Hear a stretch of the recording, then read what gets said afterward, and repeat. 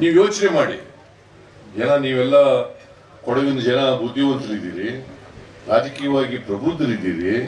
ನೀವು ಯೋಚನೆ ಮಾಡಬೇಕು, ಯಾವ ಸರ್ಕಾರ ಹೇಳದಂತೆ ನಡ್ಕೊಂಡಿದೆ, ಕೊಟ್ಟ ಮಾತಿನಂತೆ ನಡ್ಕೊಂಡಿದೆ, ಯಾವ ಸರ್ಕಾರ ಕೊಟ್ಟು.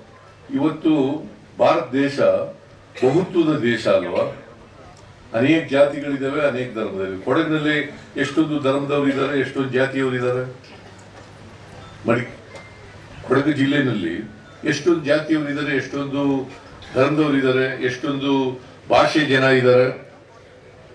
ಅವರೆಲ್ಲ ಮನುಷ್ಯರಲ್ವಾ? ನಾವೆಲ್ಲ ಮನುಷ್ಯರಲ್ಲ? ಮನುಷ್ಯರನ್ನ ಪ್ರೀತಿಸಬೇಕು ಹೊರತು ಯಾವ ಕಾರಣಕ್ಕೂ ಕೂಡ ಮನುಷ್ಯರನ್ನ ದ್ವೇಷಿಸಬಾರದು. ದ್ವೇಷಿಸಿದ್ರೆ ಅದು ಸಂವಿಧಾನಕ್ಕೆ ವಿರೋಧ.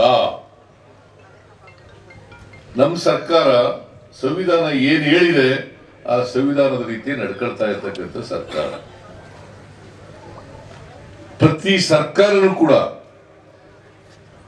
ಈಗ ಲಾ ಆಫ್ ದಿ ಲ್ಯಾಂಡ್ ಯಾವುದು? ಸಂವಿಧಾನ. ಆ ಸಂವಿಧಾನದ ಪ್ರಕಾರ ನಡ್ಕೋಬೇಕಲ್ಲ. ಸಂವಿಧಾನ ಏನ್ ಹೇಳ್ತದೆ? ಸ್ವಾತಂತ್ರ್ಯ, ಸಮಾನತೆ, ಭ್ರಾತೃತ್ವ ಇದು ಇರಬೇಕು ಅಂತ ಹೇಳ್ತದೆ. ಸ್ವಾತಂತ್ರ್ಯ, ಸಮಾನತೆ, ಭ್ರಾತೃತ್ವ.